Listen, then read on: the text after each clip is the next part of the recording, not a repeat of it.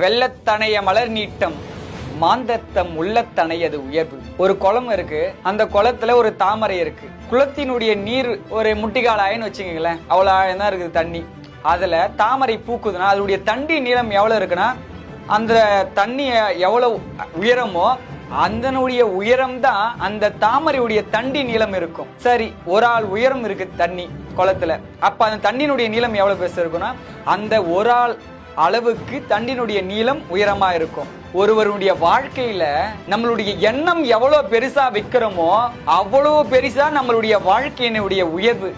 நம்ம சின்னதா வைப்போம், இன்னைக்கு மாதம் நம்ம ஒரு 20,000 தாங்க சம்பாதிக்க முடியும், அவ்வளவுதான் அப்படின்னு நம்ம எண்ணத்துல நம்ம எப்படி புதைச்சி வச்சிருக்கோமோ அதே தான் நம்ம இருப்போம். சரி, நம்மளால ஒரு கோடி ரூபாய் கூட நம்மளால சம்பாதிக்க முடியும் எண்ணத்தை யார் உயர்வா வைக்கிறாங்களோ அந்த எண்ணத்துக்கு ஏற்ற மாதிரி அவங்களுடைய வாழ்க்கையும் உயரும். அதனால நம்ம வாழ்க்கையில எல்லாருமே எண்ணத்தை எப்பயுமே சிறிதளவு வைக்க கூடாது, பெரிதளவுல வைக்கணும். எண்ணம் தான் வாழ்க்கையை நிர்ணயிக்கும். வெள்ளத்தனைய மலர் நீட்டம் மாந்தத்தம் உள்ளத்தனையது உயர்வு.